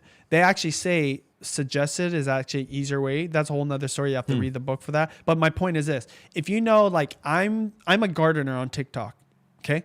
And I just answer, I answer frequently asked questions and I just give you the video. Well, on YouTube, you're going to do the same thing, except guess what? You're going to do the research and you're going to like type it in and then you're going to be like, oh, these are the kind of videos. And then when you're creating video, your video is competing. Yeah. That's that content, right? Yeah. That competing against those people versus over there, you're just trying to make the absolute best video. And you just knew if you did that enough times, you would have some viral hits in there. Well, in this case, it doesn't take a viral hit to grow. That's a cool thing. Like you just need to be valuable for that audience. And in then, that topic. Exactly. Yeah. So that video, that's your content. And then the third one is the channel. Yeah. This is where we get philosophical. And this you'll be good at this. The channel is you. Yeah. Okay. What identity are you building? The biggest difference, and this is specific for those people going from short form to long form. The biggest difference is on short form, especially TikTok, you're following trends, you're following waves, you're riding waves, you're looking at what the hot topic was, you're looking at what other creators do. On YouTube, your channel is your home. And you're going to create what you're going to be proud of right now and 10 years from now. There's definitely strategy. There's definitely going to be trends that you can piggyback on. There's definitely waves you want to ride. But you have to think about yourself as a creator building this home, right? Your channel. And what is it? And the reason I bring that up is that's where the authenticity comes in. Yeah. Which, by the way, gets you not only those long form views, right? Like people watching 20, 30-minute vlogs, but also it's going to build a core audience that will be with you for the rest of your life. Literally. Exactly. So this is the difference. This is what's going to help you survive all the ups and downs when you're catering to that. But you have to build a channel. You have to be authentic to yourself. As I say this and it's like a little cringy and cheesy, but you really do, because you have to be creating content you're proud of, and that's not gonna like sell your soul and burn you out. That's the and I bet you, guess what? I know this has happened on TikTok. Yeah. On all platforms with all content, but on YouTube, the name of the game long term is build that core audience, right? We already talked about community. Give them content, right, that they're searching for, but ultimately all roads lead back to your channel, which is your home that you're proud of, because that's going to be the beginning of creative freedom and creative genius. And once they start coming to your channel and subscribing and like loving what you're doing, over time, you'll be able to express yourself in different ways. In the beginning, it's very specific, right? Like this channel is for this, for this person. But ultimately, I'm the person that's building this channel. And that's why I think of your channel as a long-term project versus just like a profile page. Yeah, I mean, we talk about this all the time with what Hank Green said, is that the project for a YouTuber is not the video alone, right? A lot of people think it's like, okay, I put out a video, that's what I'm working on, that's the next thing. And it makes sense. Like we said, the content is one of those three things we talked about, right? But the reality is that it's the creation of the content over time that matters, right? That you consistently do it, that it's sustainable for you, and that, guess what? The channel becomes the project over time. It's where you build your community. It's where you build your content library. And ultimately, like you said, it's where you build your identity on the internet, right? That is what people come to your channel for. And yes, there are still waves. There is other ways to get views, like ranking and search and things like that. But your core audience, they come to YouTube for you. We say it so much. Broadcast yourself, original slogan of YouTube. I can't say enough, because if you are not true to yourself, if you're not authentic in that way, then nothing else follows from there. Now, I want to go and talk about your experience being a YouTuber for so long and with the vlog, because it's the perfect example of this. You were vlogging during a period when people were saying that vlogging was dead. That was what you were making your living off of. How could that be possible? Well, in my eyes, it's because you had built that audience, right? You had built that core audience, and you were able to figure out how to turn that into a full-time job. So I want to hear more about the details of that just a little bit as we close out here. My gosh, there's so much there. So you opened up a whole nother hour, but I'll try to keep it short. So my wife started in beauty. Great business, huge influence. That was her passion. And then she wanted to start this other channel called It's Judy's Life. Became her vlog and then our vlog, and became a family vlogging channel. So she had the beauty channel and the family lifestyle channel. And on the family lifestyle channel, after she kind of retired her beauty channel, we were uploading 5 to 7 vlogs a week. And this is a little bit before it became trendy to become a vlogger, and throughout the time when vlogging was kind of dying, and all the way to this day. So we started in 2011, and we're still going 5 days a week in 2024. And what Austin, you're talking about is there was a point at which it was the height of daily vloggers, right? Casey, and around when he quit, and all these other people getting crazy, like jumping over Ferraris, driving towards you, and like people doing like all kinds of crazy dumb things. And then it just slowly died, partly just because there was a lot of competition, but at the same time, a lot of people were just losing interest. Yeah. It just wasn't like. It was also hard for creators. It wasn't sustainable. Yeah, it wasn't sustainable to a lot of people doing. And then people kind of went their own ways. It wasn't like people automatically stopped vlogging all in one day. People's channels evolved. Some of the family content creators became kids channels. Mm-hmm. By the way, didn't turn out good for most of those people. Some family creators kind of went back to their original niche. Some people started doing something completely different. Maybe a lot of vloggers became TikTokers. See, it was already easy for them to create content every single day, and they were already doing kind of random stuff anyways. So like going on to a short form, or especially TikTok, was like a good place for them. So everybody kind of went their own ways. Judy literally didn't change at all. My wife, and our content really didn't change at all. Almost the same thing you saw in 2011. Now, even sometimes I'm vlogging, I'm like having like triple deja vu. I had this deja vu like 2 years ago, because I had that deja vu of 5 years before that. We're like, our lives are the same. So why would people just keep watching it? This is the power of vlogs, but especially long form content. We talked about how the difference in the relationship with short form followers on TikTok versus long form subscribers on YouTube.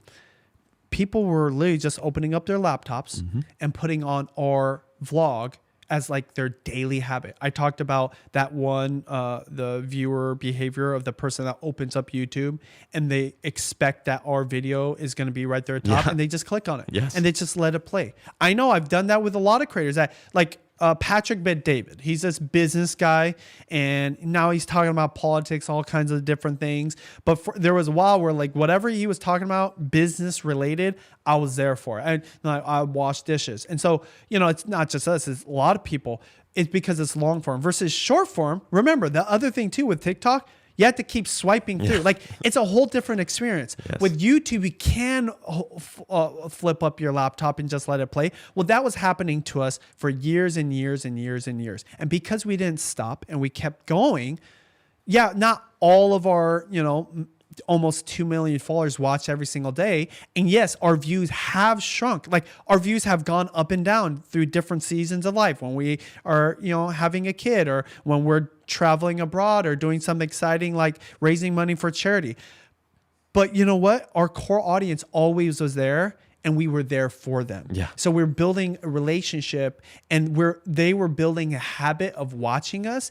That is powerful. It's the friend that, you see, in summer camp once a summer, or even like the friend you hang out with, at lunch for like 15 minutes every single day versus the friend that's in like 3 to 4 of your classes or the best friend that you hang out with every single day for hours after school and you play video games.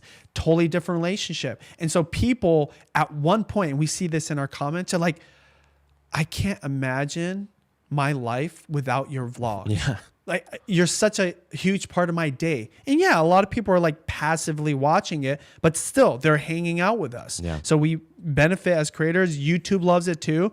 And so going through those ups and downs, why we have this core audience is purely because we have become part of their life. And this is what we're seeing is going to happen and is happening with this resurgence of vlogging, but especially people wanting longer and longer content. People are starting to get connected with creators. They're building a relationship and they're building trust. That's a whole nother discussion about the opportunities that come from it. I'm just talking about the mere exposure effect, right? That I'm in their lives every single day, especially my wife, because it is her channel, her name, it's Judy's life, and the power of that. Yeah. That's what ultimately, and I'm not just biased to vlogging. I think this happens with a lot of creators in a lot of different niches. Being the content creator that shows up more often for longer in someone's life is going to benefit you as long as you're coming with it with quality content. I mean, my wife is an amazing editor. It is entertaining as well as it's something that's nostalgic or comforting as well. So if you do that for a long enough period, for a long period of time, you just become part of their life. Yeah. And they could be with you for years. In our case, literally over a decade. So does that kind of answer your question about the power, not just of vlogging, of longer form content compared to, and we joked about this, but it's the truth. How many TikToks did you watch last week or last month that you even remember? I cannot remember. No. I cannot remember one YouTube short that I watched last week that meant anything to me. And I can't remember. Oh, you know what? I remember one. Yeah.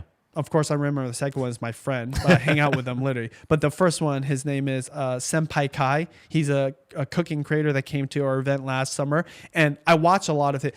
He's the only one of all the different that I can remember maybe 1 or 2 shorts.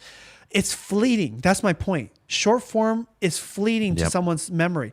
But crazy, you can remember that 45-minute rant or vlog or podcast you listen to of that other creator on YouTube or even other platforms like Spotify or long form content. And that's why both viewers love those creators that do the long form, and then creators, we just know it's like, oh, there's a difference. Yeah, it sucks that like I work hours a day to make this epic TikTok, right? And I can barely bust one out a day now because I have to be so optimized and so high production. And I'm competing against everybody else. And then you got this buff guy at the gym who's literally just got a tripod and no editing. He's just recording himself lifting weights. Their 45-minute videos are so easy because he doesn't have to do anything with post editing, and he has 1 million+ views. It's all about the channel, content, and community. And I guess I'll just finish with a quote that comes from Casey Newton through Decoder. Casey Newton is this reporter. He talks about the intersection between social media and democracy. But he says it's really easy to get traffic in this world. You can go on TikTok today and get some traffic and get some views. It is really hard to build an audience. And that's what this is all about, building an audience and figuring out how you build that audience, build a relationship with them, and then over time, turn that into a full-time job. With that, I think that's good for today. But we got to have a bonus. Oh, please.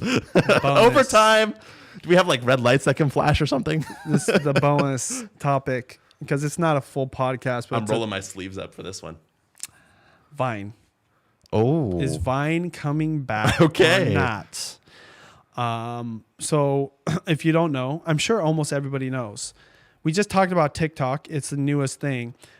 I mentioned something before recording that I don't believe there's any guarantee that any platform, including YouTube, will inherit the traffic from TikTok over, right? Like I don't actually think, because YouTube is still the old fogey of the group. Even though it's got a certain amount of coolness, it's more utility. Yeah. It's more like everyone just uses it. I'm going to use it, but doesn't have the coolness factor at all. Yeah. TikTok did have it.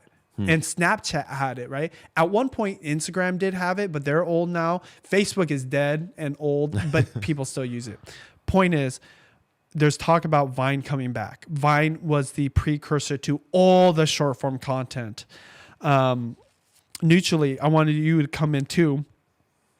Tell me about Vine and what it was and what it kind of meant to you and your generation, and what it means for it to potentially come back. I mean, like you mentioned and like you explained it, Vine was 6-second clips, nothing more, nothing less. It was literally 6 seconds. So literally all your creativity and your eye catching and like your gotcha moment had to be within that 6 seconds. So it made people more creative rather than like maybe a 5 to 10 minute standalone video. You had to entertain within that 6 seconds. So it made people do extravagant things to make it like, oh shoot, like that's crazy. And were people on it a lot back in the day? Oh yeah, man. There's like King Batch was on there, like Jake Paul, like when he was still like a little boy was on there. Like, but were you like you and your friends and other people? How long would you watch Vine? Like how long would you pull it up? I mean, it was I can relate it to almost just like how I use TikTok instead, but it's not longer videos. There's all 6 seconds, kind of, I guess, like brain rot, but it was entertaining. Yeah. Thank you. And so the reason I bring this up is because the thing that no one's talking about is what is the new thing that isn't even TikTok, right? Not shorts, not reels. Exactly. What is the next kind not Instagram, not Facebook. Who's going to be the new kid? Yeah. Who's going to be the new kid? Vine has an opportunity. And so Vine is currently owned. The IP is owned by Twitter, which is super old, right? No matter if you rename it, rebrand it, whatever. Oh, yeah. But Vine can do that. I mean, so Vine definitely has that brand that people knew, but it has an opportunity to become something brand new, right? And maybe be like TikTok short form style, vertical videos, but capture that. And so mark my words, the one thing I will say, this is my theory, even if Vine doesn't take off to become like a legit competitor at first, if it kind of stays under the radar a little bit, the kids will be like, oh, this is cool. My parents aren't on here. This is like, ooh, this kind of flashback to Vine. And yeah, it's kind of like TikTok, but there's something new going on. Yeah. Actually, if I was on the Vine team, I'd be like, hey, we need to get all the most successful, not Viners, because they're all old now, all the most successful TikTokers together. And let's like let them play with this. And so the reason I bring that after like a whole 2 hours talking about YouTube and how like it's going to be the next thing for TikTokers, and if you're a YouTuber, this is how you do it. Because I'll tell you this, I've been waiting and wanting to know what is the new thing after TikTok. Now, if TikTok gets banned, that new thing actually has an opportunity to like have a like a huge surge in growth way faster, because all that traffic needs to go over. It's kind of like I said, and by the way, I hope this never happens in Mexico, but like if Mexico sunk to the sea, right? All those people, guess what? If there was like a island that also popped up right next to it, right? And like all the kids, let's go there. Forget America and forget Central America. We're going to go to this island. Yeah. It's going to happen. And so I think the big lesson is keep your eyes open. Yeah. This is why ultimately starts with the audience. Yeah. And, we're talking about starting with the audience on YouTube, knowing their user behavior. Also, you might find that audience is somewhere else. And I say this because guess what? This isn't called the YouTube Secrets Podcast, even though that's my name of our book. It's called the Creator Secrets Podcast. Yeah, yeah. I want to support a creator no matter where they're at. It goes beyond YouTube. Exactly, right? And so I bet you there will be something else that pops up. And I mean, any thoughts? Yeah, I mean, food for thought in this is that really there's only one thing that's scarce online. It's not money, actually. It's attention, right? And attention is the thing that all of these platforms compete for. It's the reason why it's a little confusing why like Facebook and like TikTok might have beef, or like Facebook and Snapchat or Facebook and Instagram before they bought them. Like, it doesn't really make sense because they're sort of serving different purposes. People do use each of them. But what these companies care about, right, is the competition for attention. And frankly, as a creator, you do care about that as well, right? That's why creators go to the place where the viewers are, right? Is because they know that that's what they're competing for as well. I will say, I think that, when we think about a new competitor, I think it's hard to beat video. I think it's really hard to beat short form video in a lot of ways in terms of harnessing that attention. That's why Vine was really popular for a while. And it's why TikTok became extremely successful on top of all of the money that was poured into it and everything like that. And so I don't know. I would think that there would have to be another format that would come out. And I can't think of anything else that would be. But that's for someone else to decide. Did you think about Vine? Did you think about Snapchat? Did you think about Musical.ly? No, but I will say, I mean, I think that there's, I think of bucketing it into different categories, right? There's text, there's photo, and there's video. And in each one of those categories, there's long form, and there's short form, and there's medium form. And you imagine that grid in which, one of the services kind of fill each one of them. Pretty much all of them were filled except for the top one, which would have been like short form video, right, in a lot of ways. So I don't know that there's much more. Now, I will say, I do have a whole channel that talks about the future of technology and everything related to what might come next in terms of spatial video, 360 video. That is a new format. So be on the lookout for those the kind of axes rather than necessarily just the new app. Why are you acting all old, Austin? You used to be the young guy. Well, I'll tell you the one last thing that you will agree with. Everybody will agree with. There's always something new. Yes. And what's new is novel. Yes. And that's what attracts a newer generation, younger generation. Yeah, that is true. And it doesn't even have to be the best functioning thing, right? Totally it just has to be where us fogies are not, and we just don't know. And I guess what I do know is I don't know, and even all the people around me won't know. But guess what? This is why, by the way, this is going to sound weird. This is why I've always worked with or hired young people. No, yeah, you're right. Because they tell me what is cool. Yes. Mutually is getting kind of old now, right? Because now he's in college. But I'll tell you, that right? Didn't I say that was one of the things I hired for? I was like, I need you to keep me cool and relevant. A lot of questions. Yeah, you kept me relevant about what's hip and whatnot. I know that makes me sound really old. But okay, the takeaway is this: for all creators, keep your eyes out because something is going to happen. We don't even know. I laid out how I think YouTube would inherit a lot of the traffic, and some of the other platforms it could be a thing. We just don't know. And what you want to do is always be ready. And so, kind of putting it in a visual, as a creator, you put 80% of your effort in your sole core platform. So in my case, it's YouTube. 80% of my effort always goes there. And I put about 10 to 15% into my secondary. So mine would be Instagram right now. And I kind of dink around with Twitter, okay?